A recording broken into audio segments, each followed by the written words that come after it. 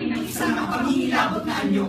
Tanging mga mata lamang ng gulang-gulang ang nakatutunghay. Nakalilimutan natin nagsisimula ang lahat sa pag-ibig. Sa paraan kung paano nito pinapanday ang mga gunita. Sa paraan kung paano nito pinalalakas ang dibdib na madalas nagiging mahina dahil sa paulit-ulit na pagkadadapa. Sa paraan nagagawa tayo nitong humuni ng mga tunog na sadyang nakahalina sa tenga. Subalit, paano nga bang umibig?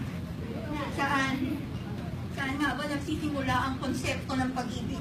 Ikaw, naranasan mo na ba ang umibig? Masarap ba talaga ang umibig? Paano kung hindi ka naman ito iniibig? Magkatawag pa ba itong pag-ibig? Isang talasak na salita na ang pag-ibig. Tila isang senaryong paulit-ulit itinanong ng isang sinukob. Kumukupob ang kalinaw-gaw ng mga titik sa bawat tibok. Isang larawang himay parang uwak sa pina. Paglalayag sa kaligaran ng hiwaga. Asukay nagbibigay init sa nangyayabing grita. Bawat buhay, masaya at malungkot, magulo at makulay, ito ay nilulukuban ng mahika ng pag-ibig. Mula sa pag-ibig sa kapwa, Pag-ibig sa kalikasan. Pag-ibig sa wika. Pag-ibig sa bayan. Iisa ang diwang sa atin ay nananalaytay. Iisa ang biniig sa puso natin pumapanday. May alag ng apoy at lakas ng bato. at kinang ng tubig na waling ginto. Tayo ay mga Pilipino na narapat lamang na taas noo kahit kanino. Muli nating tignan ang malayong buok, ang mayaman at mahirap, ang matalino at mangmang.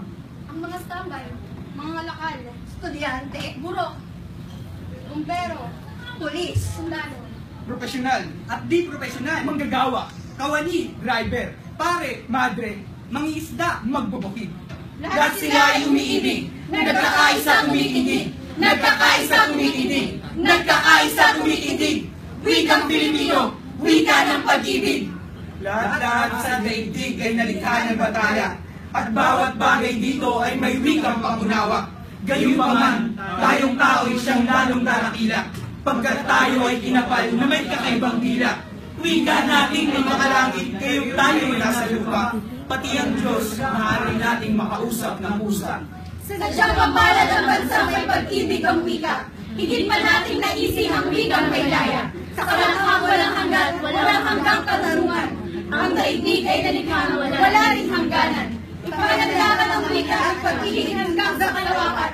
Ang kalinasan ng wikang may kalayaan. Nagsisimula ang lahat sa pag-ibig. Matapos tayo lahat bilang sa manginginig. Sa kapwa, kalikasan, wika at bayan. Handaan na bang hindi ng kaya-kaya? Maraming salamat.